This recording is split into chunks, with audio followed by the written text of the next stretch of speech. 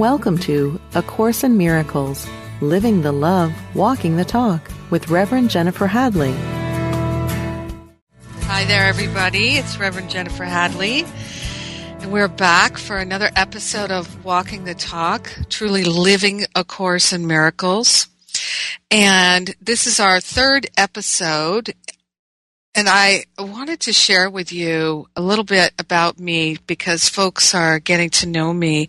So I'm an agape-trained practitioner and minister. Many years of training to be a practitioner and then a minister. And so Michael Beckwith has been my minister and my teacher since 1994. And I so love and appreciate him. And before I found Agape, I found Unity through Eric Butterworth in Manhattan. So I lived in Manhattan for 10 years in the 80s and the early 90s, and I used to walk down to Lincoln Center on Sunday mornings to be with Eric and Olga. And that was my introduction to New Thought.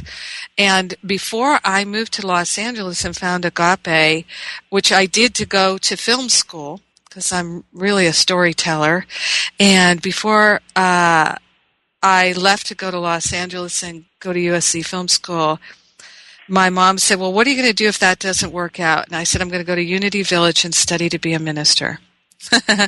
So I didn't make it to Unity Village until after I became a minister. And I'm going to be there this week with Gary Renard. I'm really looking forward to it.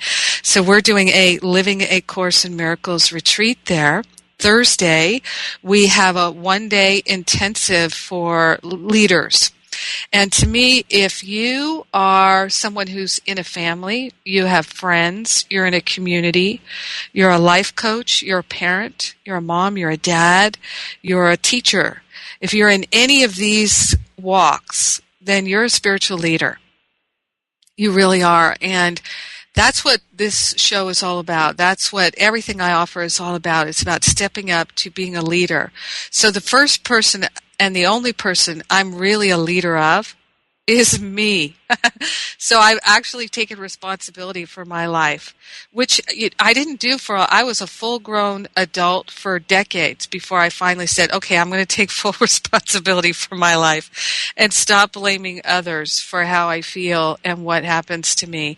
And that was a huge step in my spiritual growth and unfoldment. And for me, it was awakening to spiritual maturity.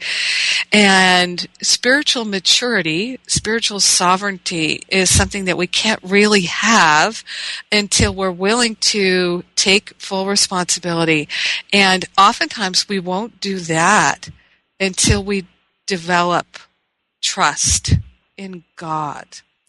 And so my topic in my class that I'm offering right now called Living a Course in Miracles, and you can enroll in that. It's a free class, 8 weeks, 16 classes at livingacourseofmiracles.com. Our topic this week is trust and faith, and I'm actually going to be doing those two classes live from Unity Village while I'm there with Gary Renard. So livingacourseofmiracles.com, you can get those details and join in for free. Today, my guest on the show is David Hoffmeister, and I met David through the last Living A Course in Miracles teleclass. He's doing it again. He's going to be one of the teachers. He's coming up in a couple of weeks, and you're going to love him if you haven't already been connected with David. We'll be inviting him in here in just a moment. David is the author of Awakening Through A Course in Miracles, a beautiful book. And this is the thing that A Course in Miracles offers us. It offers every single person who comes in contact with it a way in to that awakening. And so they don't need to make the teacher outside of themselves. The teacher is really within. Seek first the kingdom which is within, and all else will be added unto you. And this is what I see as really emerging in New Thought, is this strong impetus for people to stop looking outside of themselves for the healing and for the teaching, and even not to rely on books, not to rely on the book A Course in Miracles to be the teacher, but to partner up with your own higher self, your own holy self, the Holy Spirit, if you will, and allow divine guidance to be your teacher. And we can't do that if we're not willing to develop trust and faith. So I'm going to encourage everyone this week who is a Course in Miracles student to go to the Manual for Teachers, and it's Chapter 4, Characteristics of God's Teachers, which is one of my favorite sections. What are the characteristics of God's teachers? And the first section is trust. And it says this is the foundation on which their ability to fulfill their function rests. So we can't really fulfill our destiny, our life, if we're not willing to place our trust in God. And what I find is that people who are not trustworthy will not trust God, because we just project that onto God. So if you're the kind of person, and I used to do this, you make commitments, you make promises, and you don't keep them. I live in Los Angeles, and when I first moved to Los Angeles, it was funny because I moved from Manhattan. So people in New York, I'd be talking to my friends in New York on the phone, and they'd say, what's the difference between Los Angeles and New York? And I said, well, people do something very odd out here. You'll make a plan with them to be somewhere at a particular place and time, like to go to the movies or go to a party or anything like that, go to a museum or have lunch, and people just don't show up. And my New York friends were like, what? I said, I know. In LA, sometimes people just say, oh, I know, I'm sorry, I totally flaked. And since the advent of the cell phone, people will just send a text message and say, I'm not going to make it. And when I first moved here, it was a bit of, dude, really? Really? Just, you flaked? Is that how you live your life? You know, like, wow, how does that work? What would my life look like if I flaked all the time? And so my experience is people who do not feel a strong faith and trust in God, it's because they don't keep their commitments. They don't keep their word. Now, we can also get into an ego pattern of we have to keep our word, we have to keep our commitment in such a way that it drives us in a very painful way, and we become very rigid and very judgmental, and we drive ourselves with fear and blame and shame to keep our commitments. So, Walking the Talk, this radio show is really about finding the balance between loving yourself and not making commitments that you can't keep.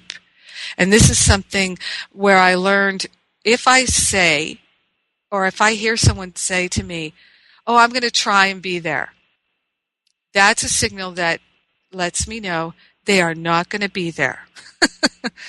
They're not going to actually be there at all. If they say they're going to try, they're not going to be there. And I think of Yoda in Star Wars, who said to Luke Skywalker, don't try, do. And so that's, to me, the voice of the Holy Spirit is a lot like Yoda, saying, don't try, do. So don't try to walk your talk. Do it. Do it. And we do it by being loving and compassionate with ourselves when we fall down. But it's about making our commitments and keeping our commitments and being devoted to the walk in faith and trusting God. So we don't have any reason to judge ourselves. Do I break my commitments sometimes? I do. Of course I do. I'm such a busy person. I've got so much going on. I've got thousands of people in my classes and in my world and in my spiritual communities. So there's a lot of people who are looking to me for different things. And sometimes I have to say, I thought I would be able to do this and this and this in one day, but now I realize it's too much. So I have to scale back. So if I'm going to change my commitment, I do it in a way that's really loving and kind, so I feel that I am in integrity. I am not interested in giving myself any reason to judge myself or anyone else. And here's a tip for you. If you feel like people are judging you and it bothers you, what they're actually doing is they're letting you know that you're judging yourself. Because various people judge me from time to time. You can't stand up in front of thousands of people and not have somebody go, I don't like those shoes. I don't like that haircut. I don't like what you're saying. Because some people, they go to see you with the whole intent of finding something they don't like that they're going to then throw at you. But if it bothers you, then somewhere in you, there's an agreement with that. There's a resonance with that. And they're doing you a favor by showing it to you. So if people are yelling at you for not keeping your commitments, if they're disappointed, if they're blaming you and shaming you, and that makes you feel bad, then you can look at that and know that there's something in you that corresponds to it. And your work is not to change their mind, but to change your own. And when you're willing to do your work at that level, you will transform your life so quickly, so powerfully, so beautifully that it'll blow your own hair back. And that's what David Hoffmeister lives in every day. And that's what Awakening Through A Course in Miracles is. That's the kind of commitment that he talks about in his book. So, David, are you there? Yes, I am. Yay. Good morning. How are you? I'm very good. How are you doing, Jennifer? I'm great. So you're in New Mexico right now? Yes, I'm in Santa Fe, New Mexico, and just did a gathering at the Unity Church, actually, here. And so I've told some friends to turn into unity.fm this morning. Oh, great. How wonderful. And I'll let people know that in the Living A Course in Miracles teleclass we're doing, your class is going to be on healing. So for people who are interested in using spiritual principle to understand healing in their heart, in their mind, in their body, in whatever area of their life, they can tune in and hear that through me at livingacourseofmiracles.com. Coming up soon. But today we're going to talk about A Course in Miracles around the world, and we haven't talked about this, so I'm interested to hear what you have to share, because you have traveled how many countries now? I think it's about 26 countries so far, and I've got 2 more on the horizon as far as Mexico and China. Mm-hmm. Yeah, there's a lot of Course in Miracles students in Mexico. Yes, I've heard that Mexico City and Buenos Aires apparently have the most Course in Miracles groups in the world as far as cities, and there's just lots of people. I've heard in the Mexican prison system, there was a woman down there near Mexico City who got the course in the Mexico prison system maybe over a decade ago, and there's been early paroles, and people have had huge turnarounds, and I don't know if there's anything that's even better than being a captive audience, so to speak, and having a book like A Course in Miracles in front of you. That's a pretty powerful combination.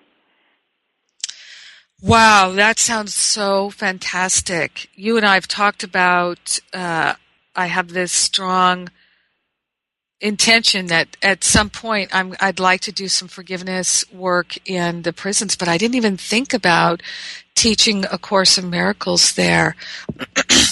Do you know anyone who does that? Yeah, I've actually been in contact with a number of people. I think as far as Course in Miracles history, Bob Scutch, who's part of the board at the Foundation for Inner Peace, he went in the early days when the course was first published. He was over, I believe, it was not Alcatraz, it was San Quentin, I believe, and he's maintained a prison ministry, I think, for many years there. And I know of other ministries that are in Wisconsin and different friends that I've known over the years who have just taken the course into prisons. And right now, Joe Wolf, who's based in Chicago with Spirit Light Outreach, he is actually doing one of the strongest prison ministries where he's sending course books for free into a number of prisons, and I know there's hundreds and hundreds of prisoners that are in direct contact with him. So he's going to be speaking at the same conference that we're speaking at, so maybe you can hook up with him and he can really send you in the direction there. Yes, and let's encourage other people to consider as an act of service to see if they could reach out to even I'm thinking of halfway houses in different places where they might be able to take these teachings in. Because a lot of people, once they get tuned into A Course in Miracles, they immediately want to start sharing it. And so they sometimes try and coerce their friends and their family into studying these teachings, and friends and family can sometimes be reluctant. So maybe going to a more captive audience, if you will. Yeah, I think one of the best examples is in the Course in Miracles, where Jesus says that He is in charge of the atonement and He will direct where to bestow the miracles. So it's a great point that you bring up, that a lot of times just through this sense of enthusiasm and almost like wanting to convince friends and family and relatives, that the ego can slip in there and want to, in a sense, it's almost a little bit of proselytizing, and yet it comes out of like an early enthusiasm, but it's really not guided by the Holy Spirit. And what happens is people get, doors slammed in their face and hanging up on phones and some pretty sharp negative reactions, and they think, wow, I just really was enthusiastic and wanted to share something that's really touched me. And what happens is they really haven't been guided by the Holy Spirit to share it. There's not really the ears to hear, and then there's a sharp reflection back, quite a negative reflection, and that's just, again, the student or the practitioner or the teacher should take that right back to mind and go, oh, Holy Spirit, please, you guide the way. I will step back and let you lead the way and tell me where to go and who to go to share these ideas. And that's actually very essential because that's, like you said, based on trust and inner listening to the higher self, and that's what it's all about. Yes, indeed. We are about to take a break, and what I would love to do after the break, David, is we'll see if we have any callers. The call-in number is 888-558-6489. See if anybody has a question for you. And I am really interested in hearing some of your experience in other parts of the world and what other people are doing and how it compares. So we'll be back in just a couple of minutes with David Hoffmeister, author of Awakening Through A Course in Miracles. So we're back with David Hoffmeister, and I want to give you the number to call in, 888-558-6489. It doesn't change from week to week, so if you ever want to call in and ask a question of one of my guests, next week my guest will be Chris Cade, who's also one of the teachers of Living A Course in Miracles, the class at livingacourseofmiracles.com, and Chris is a wonderful spiritual teacher. He's got a lot of insight for us. But right now we're talking about A Course in Miracles around the world with David Hoffmeister. So, David, can you just name some of the more adventurous countries that you've been in where you've had some really interesting experiences with the Course? Well, it started out for me after the United States of going to Canada quite a bit in the 1990s, but in the early 2000s, I was invited to Argentina, and so that kind of began this experience of going places where I didn't speak the language and having all these translators show up and being hosted in people's homes and kind of whisked around the countries. So I'd say there's been some great adventures in South America, and then a little bit after that going to Europe and the South Pacific, and then just kind of going wherever the invitation was very strong. So I would say off the bat, it's just going to Argentina, the culture that was so different from up here in the United States. And one of the things that struck my attention right away was in Buenos Aires, they really didn't have like stop signs and not many traffic lights at all. And you were talking about, people flaking out. Imagine if a city of 15.5 million people, like about 4 times the size of Sydney, Australia, with no stop signs and no traffic lights, very few traffic lights. So that was one of the things that struck me right away, was that, wow, when I was in these taxi cab rides going to all these Course in Miracles gatherings, that I noticed that the drivers were very telepathic. And they told me that they had to be, otherwise their cars would be smashed up. And I just was like, oh my God, this is amazing. And so a lot of the economy had crashed down there, and we had people like doctors and lawyers and teachers that were driving cabs because that was the only job that they could get. And they were very telepathic, and they told me forgiveness stories of having cars smashed up and then thinking they would go to court over it, and then finally just getting this guidance from the Spirit, to forgive and let it go. So that was one of the things that just really immediately grabbed my attention of, like, this is a great adventure down here. I should say. And you said that Buenos Aires has more, and Mexico City have more Course in Miracles study groups than any other city in the world? Yes, that's it. They had quit counting by the time I was down in Buenos Aires, and then I've talked to friends who have been to Mexico City, and they say it's the same thing. It's like a proliferation or just a huge expansion of groups, and nobody can even keep track of it. There's so many. What do you attribute that to? Well, I think the Spanish culture has just always really been open to Jesus Christ, and I think that people who go through a lot of extreme conditions and they find that this world is not providing answers, and the hierarchies of popes and cardinals and bishops is not really working, and they find that the penance and some of those we call say ego-based concepts and ideas, that they just don't work at all to bring them happiness and joy and bring them to the kingdom of heaven. So I think that the combination between that deep love of Jesus and the dissatisfaction with the false teachings of Jesus has driven people, into the Course, where they just are into true love and forgiveness and really coming into a sense of non-duality and love and oneness. Yes, and those Latino cultures also are very oriented in the family, very oriented in gathering together and celebrating. Yes, I think that's true.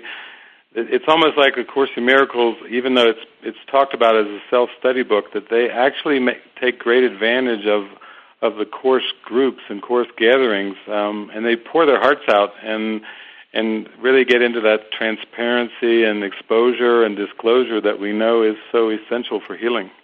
Right. And what about some of the Mediterranean countries? What are the Course groups there like?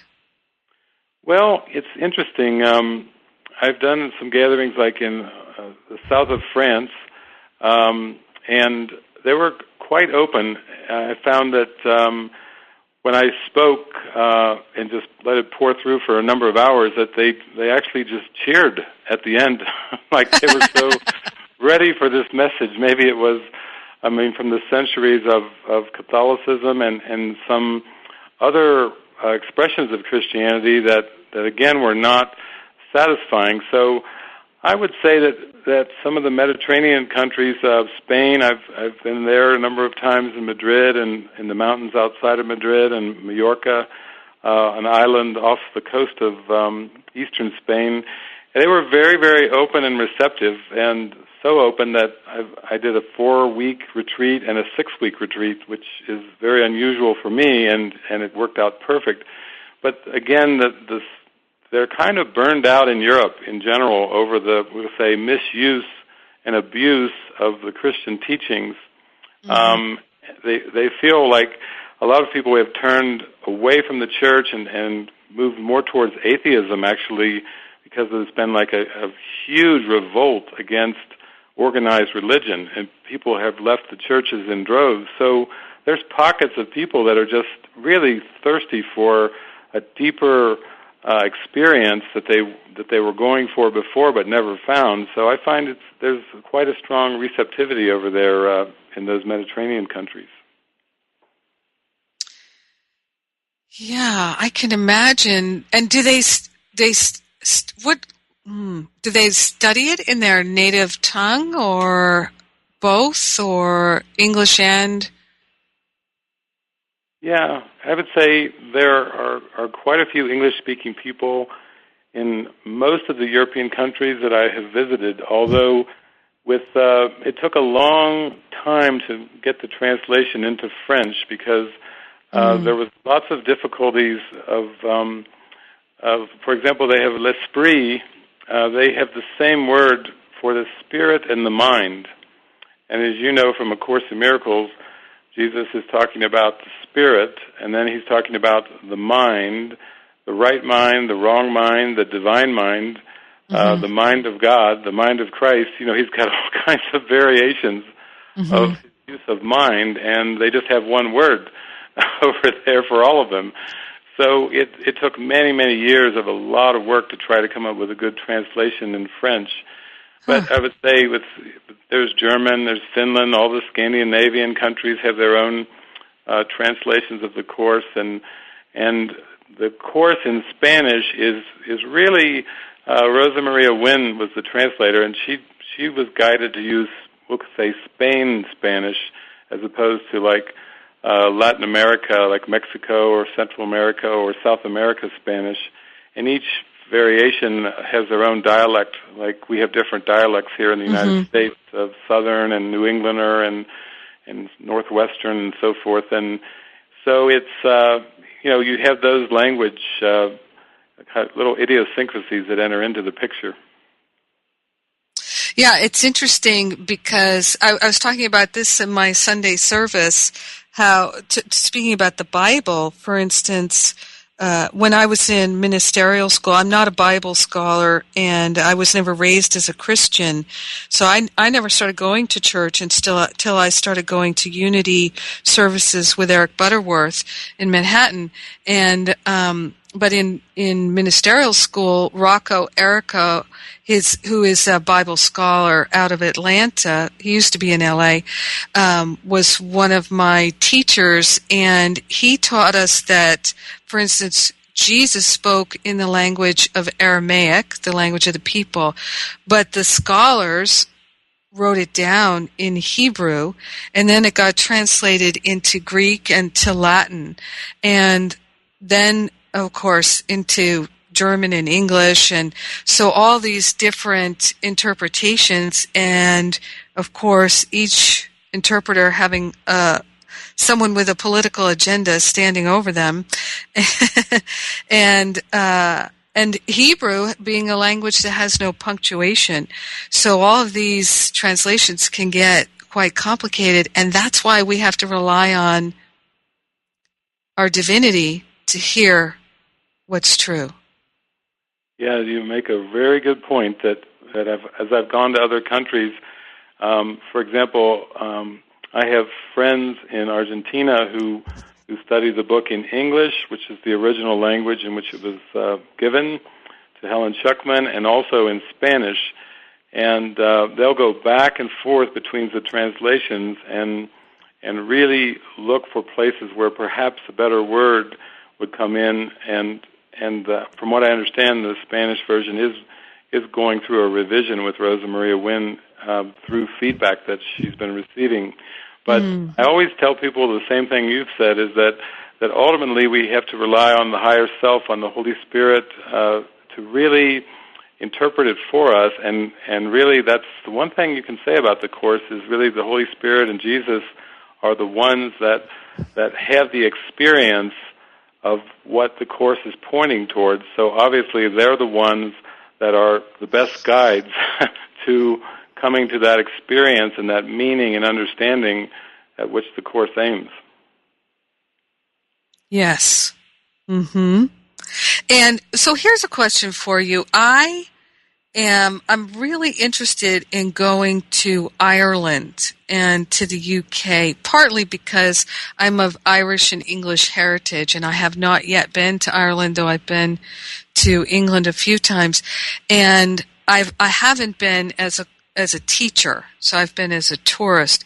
So In Ireland, for instance, where there's been, not in immediate recent history so much, but certainly, for decades, so much unrest between so many years of unrest in between the Protestants and the Catholics. How is A Course in Miracles there? Well, it's coming along. I would say that, like Gary Renard and I have been there. I've been there for multiple visits, and I would say that there's starting to be an opening to, a very strong opening to new thought teachings. I know you probably heard of the Abraham material and Esther Hicks. I know she's been over there. Mm-hmm. I know that there's been some very popular teachers that teach more of the new thought teachings that have come and have had a very strong reception in Dublin, for example. And so as far as A Course in Miracles, there's pockets of groups, around the island. I've actually done a retreat, a couple of retreats, weekend retreats. One was down in a little tiny town called Tipperary. And so there's more and more of a receptivity, but it's much more in pockets as far as with A Course in Miracles. The people there are very thrilled with these teachings and feel like they're drawn to them because they have witnessed, decades of fighting between the Protestants and the Catholics, and for them, religion, many people, it just has a bad taste in their mouth when they say the word, because it's been so associated with conflict and fighting. And then they have a teaching that's coming, and it's really purely non-dual. It's focusing on the union of mind, the unity of mind. It's like a breath of fresh air. But I'd say in terms of A Course in Miracles, it's relatively new. So as far as Course in Miracles teachers going over, like yourself, I'm sure Gary and I could give you some really good introductions and leads on where to go. Good. Well, I'm intent on doing that and visiting some of the Celtic sacred sites there. Yes, and in terms of England, they have the Miracles Network is very long-running. Mm-hmm. Ian Patrick and a great crew of people over there. They have a nonprofit going there in London, and they really do things in Scotland and in Ireland and different parts of the United Kingdom over there. It's quite well connected. So he's just a great contact as well. He's been speaking at some of these national conferences, and he's a good friend of mine. And they actually are having a Course in Miracles conference next April. So that would be a beautiful lead-in to actually go there, and people come from all over the UK to their annual conference. So I think that would be a really good lead-in, too. Oh, wonderful. Yeah, there are so many great things that are happening for Course in Miracles students all over the world, and I really encourage folks to find opportunities to gather with other Course students.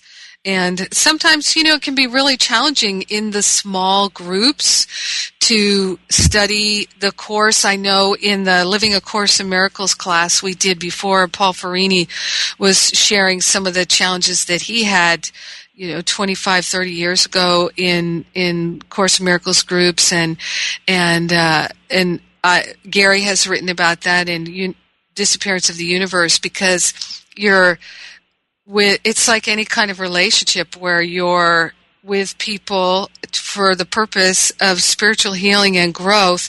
And so naturally, some of the people in the group you'll have this tremendous affinity for, and then other ones you feel repulsed or repelled by them, and you just nonstop judgment going back and forth, and it's all for our healing. And sometimes people will just avoid that. They have an aversion to it. And yet I really maintain that it is actually faster and easier to do our spiritual healing in community than it is to go off and be in some cave by yourself. Yeah, it is definitely very supportive. I mean, all things in form are symbols to us, but we could say some of those symbols and configurations seem to be very nurturing and supportive, especially when there's a lot of fear about the material, and the ego is not so happy about where this is all heading because it's heading to its an experience of pure spirit and the non-existence of the ego. So it's, of course, going to be stirred up in these, we'll say, relationships that unfold in Course in Miracles groups. And I just have found, I've gone around the country and I've really felt really honored and privileged to be invited to so many hundreds and hundreds and hundreds of course groups and just show up and kind of pray the prayer, at the beginning of the course about I'm here only to be truly helpful, and just show up and really let the Spirit kind of take the whole group or the whole session. And I think that's probably the most important thing. David, I've got to interrupt you right now. We're going to our break. We'll be back in just a couple minutes with David Hoffmeister talking about A Course in Miracles around the world. Yes, please join us at Facebook, and you can write your intention for the day, comment on others. We've got a wonderful community there. And we're talking with David Hoffmeister about A Course in Miracles around the world. David, you were talking about the introduction to that many people use in study groups.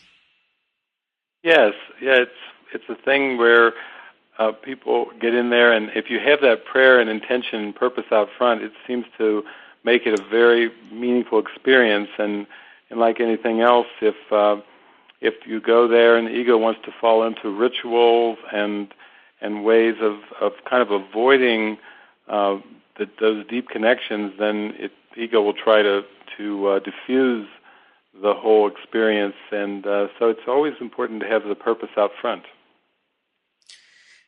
Absolutely. I'm a big believer in prayer and intention, and I find all the time that when people come to me and they're upset about something, it could be anything that they've participated in, and I say, well, when you went into that, what was your intention? What was your prayer?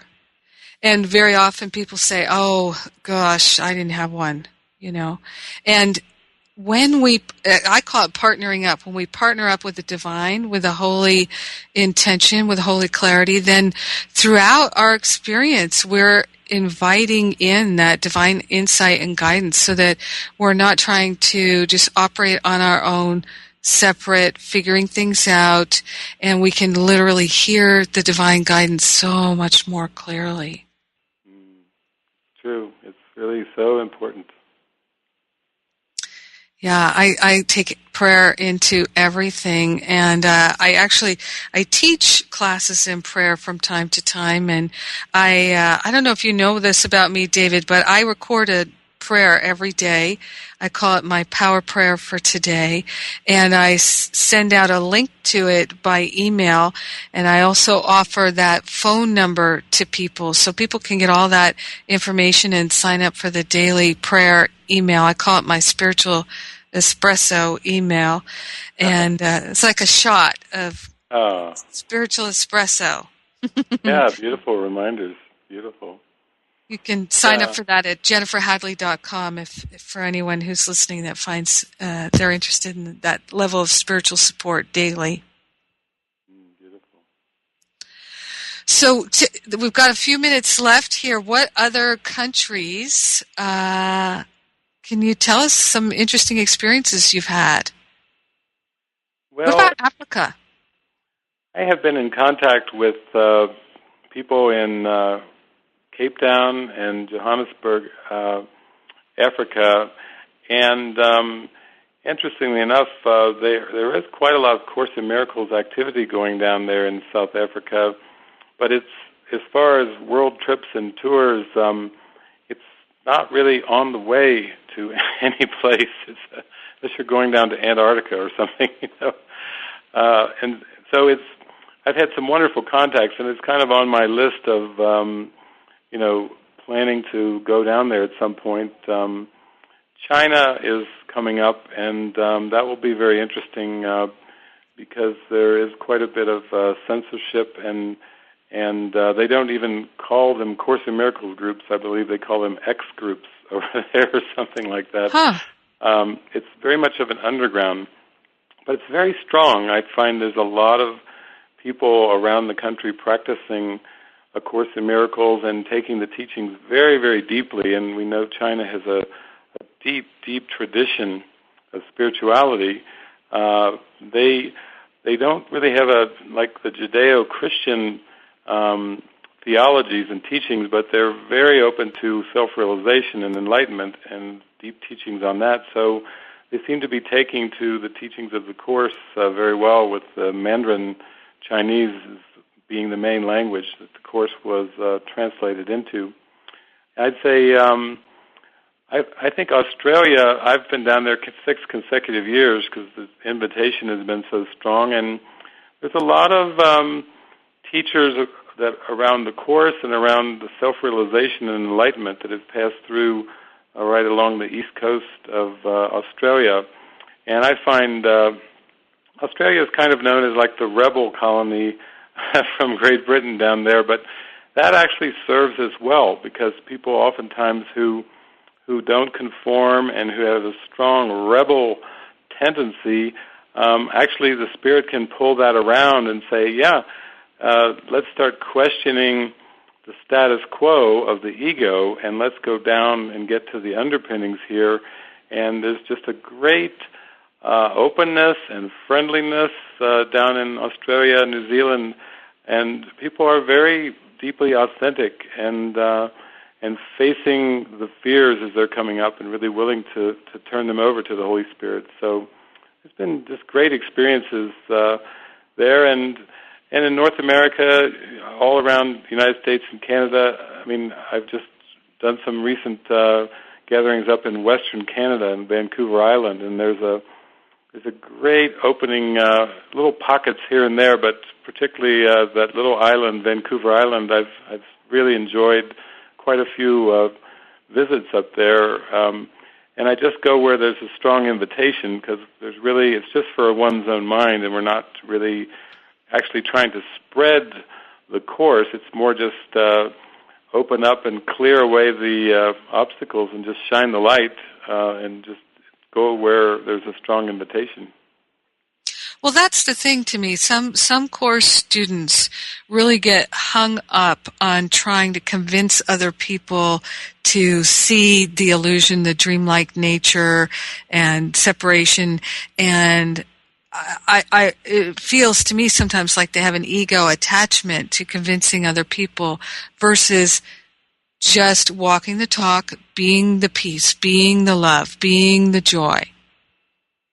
Yeah, I think that's a good point, in the sense that we've kind of coined the phrase metaphysical ghosting to mean that if you start to share ideas from the Course that you're working with, and you haven't actually had the experience of it, the real deep, authentic experience of it, then we call that metaphysical ghosting. It's like trying to almost proselytize or extend some ideas, like from lesson 1, 32, the line, there is no world, or, it's those kind of ideas where people go around and will say it's all an illusion anyway, and so on and so forth, but they haven't actually had that experience.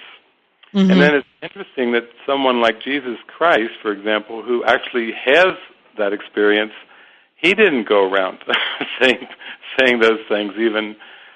He demonstrated the purity of God and the love of God, and I think that's the key line in the Course. To teach is to demonstrate. It doesn't mean that you should go around and try to verbally knock people over the head with ideas that have not been experienced for oneself. So I think that's a beautiful point you bring up. To teach is to demonstrate. And that's the thing is, we know that on an intellectual level, that no matter where we're going, what we're doing, what we're saying, we are always teaching the efficacy of our choices.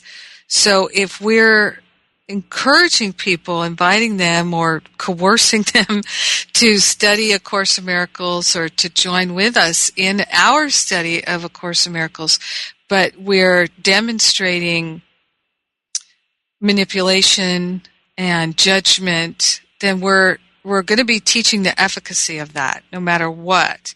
And those who are interested in finding new ways to judge people might be drawn in by that, and people who look at us and say, they don't actually seem to be walking the talk. I don't know if they've got anything for me. So it's you can always tell how well you're doing by how people are responding. Yeah, I was one time in Miramar, Argentina, and it was a group of people in a cafe, and the first question I received was, I have heard that it says in the introduction to the course that this is a required course. And they said, what does that mean? And I said, well, it's just that this universal love, this agape love that we shared, is reached through forgiveness, through releasing grievances and hurts and judgments. And we come to the love through forgiveness. And in that sense, forgiveness is a requirement. As far as the Course as a book, I tell them, it's just one path among many, many, many pathways that are beautiful, beautiful, legitimate pathways. And when I travel around, I meet a lot of people that have pathways that are not A Course in Miracles. In fact, most of the people I meet around the world in buses and trains and planes and so forth as I'm traveling, are not Course in Miracles students and have never even heard of the book.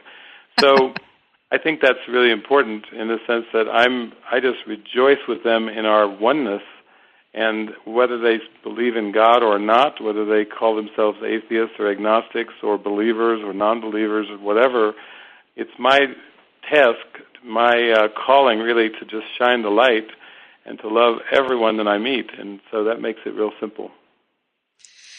It is that simple, and we are just coming to the end of our program here. It goes by so fast. It is that simple, walking the talk. And David, in our Living A Course in Miracles class, which people can get the information at livingacourseofmiracles.com, you're coming up later in October. You're going to teach the class on healing or offer your thoughts on that in relationship to the Course. In the last class, one of the things that Marcy Shimoff shared was placing our hands on our hearts. So I'm going to invite everyone to do that right now and take a breath of gratitude with me as we set the intention to walk our talk again. Thank you, everybody. Thanks for joining us.